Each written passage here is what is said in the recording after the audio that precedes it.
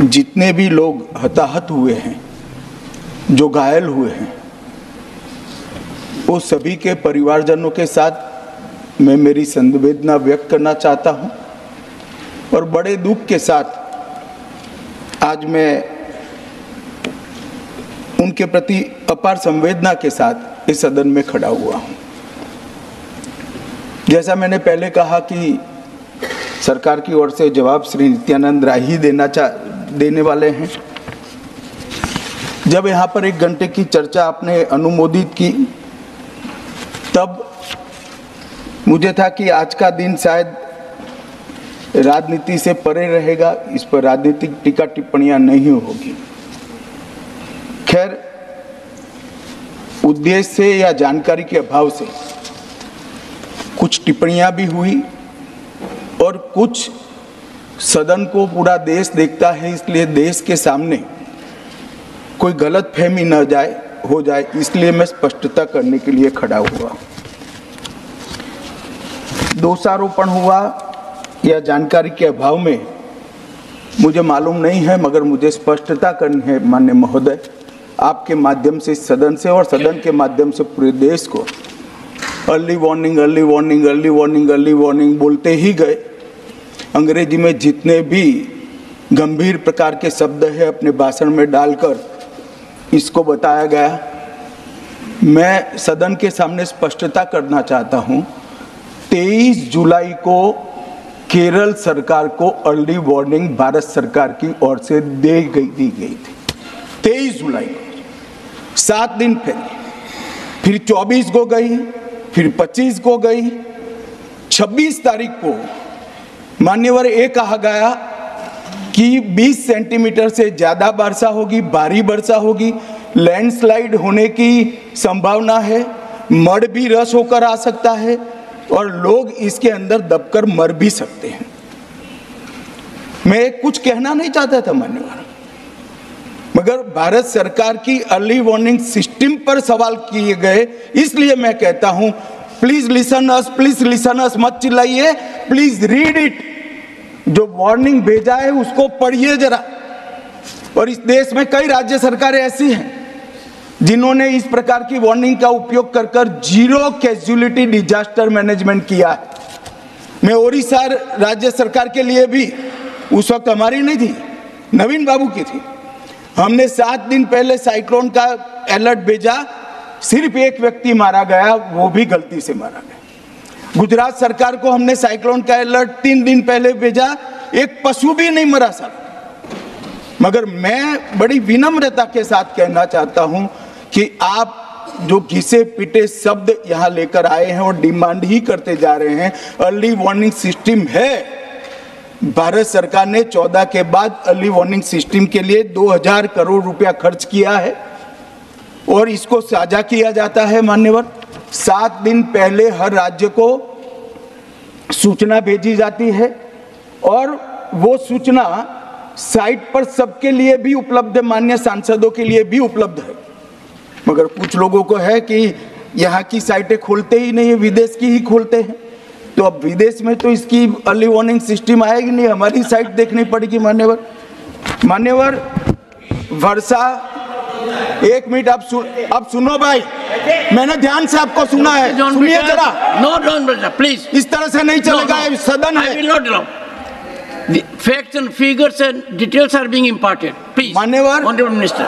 मैं तो उस उद्देश्य से ही कहता हूं इसको सुनकर सभी राज्य अलर्ट हो, अर्ली में अलर्ट हो जाए। मेरा किसी को ताना लगाने का आशय नहीं है। वर्षा के लिए अर्ली वार्निंग सिस्टम है, हीट वेव के लिए है, तूफान के लिए है, चक्रवात के लिए है, यहां तक बिजली के लिए भी अर्ली वार्निंग सिस्टम है, जो 10 मिनट पहले बिजली अक्षांश रेखांक के साथ कहां गिरेगी वो सीधा कलेक्टर को इन्फॉर्म करती, मगर इसका कोई जिक्र नहीं कर रहा है। मैं तो मानता हूं जानकारी का अभाव होगा, जानकारी का अभाव है तो भी ठीक नहीं है, और राजनीति है मान्यवर तो बहुत दुखद है मान्यवर। कई सारे राज्यों ने इसका उपयोग भी किया है और परिणाम भी आए हैं, और इस अर्ली वार्निंग सिस्टम के तहत मैं आज सदन को बताना चाहता हूं 23 तारीख को ही मेरे ही अनुमोदन से 9 एनडीआरएफ की टीमें केरल के लिए रवाना हो गई थी कि वहां लैंडस्लाइड आ सकता है। भारत सरकार ने 9 एनडीआरएफ की टीमें विमान से वहां भेजी। मैं पूछ सकता हूं मान्यवर, इतना मुझे पूछते हैं सारे लोग, केरल सरकार ने क्या किया? अनधिकृत लोग रह रहे थे, नहीं रह रहे थे, मगर वल्नरेबल सिचुएशन तो थी। इनको शिफ्ट किया गया क्या? क्यों नहीं किया गया? कौन रोकता था? और शिफ्ट किया तो मरे कैसे? शिफ्ट पहले नहीं किया गया है, बाद में किया गया है भी। जितना बोलोगे उतना नुकसान होगा। मैं बोलना नहीं चाहता, परंतु जब आप आरोपात्मक तरीके से बात करते, मैं शांति से यहाँ बैठकर सुनने ही आया। मान्यवर, मैं आज आपके माध्यम से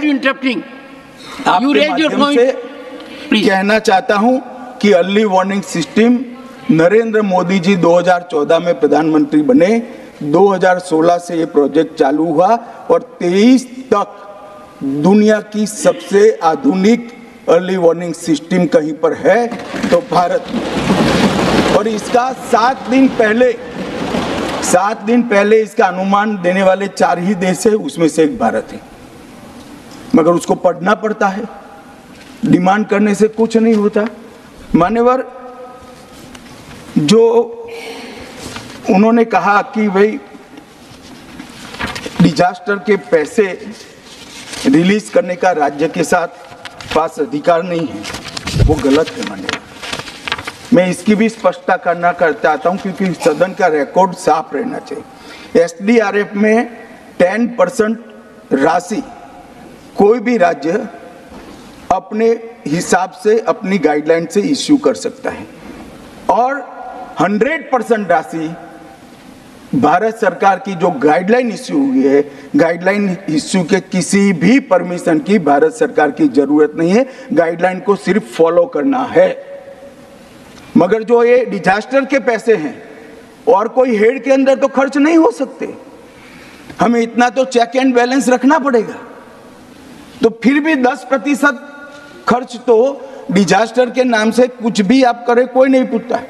90% खर्च आप गाइडलाइन के हिसाब से डिजास्टर के लिए भारत सरकार की कोई परमिशन लेने की जरूरत नहीं। और बंगाल का भी कहा मान्यवर, डिटेल स्टेटमेंट नित्यानंद जी पढ़ेगी, मतलब मैं स्ट्रक्चर्ड स्टेटमेंट नहीं दे रहा हूं, सिर्फ स्पष्टताएं कर रहा हूं। मान्यवर, बंगाल का भी कहा, हमने 6,244 करोड़ रुपया 14 से 24 तक बंगाल के अप्रूव किए हैं और जिस प्रकार से इनके खर्च का हिसाब आता है इस हिसाब से रिलीज होते हैं। उसमें से 4619 करोड़ रुपया हमने रीएम्बर्स कर दिया है, मगर वहां थोड़ा प्रॉब्लम है हिसाब भेजने में। अब वो तो मैं अच्छे से नहीं कर सकता साहब, बंगाल ने ही करना पड़ेगा।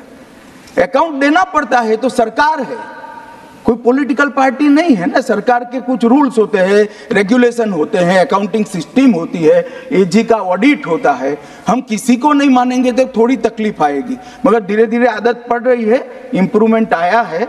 इसीलिए 6244 में से 4619 करोड़ रुपया इनका रिलीज हो चुका है।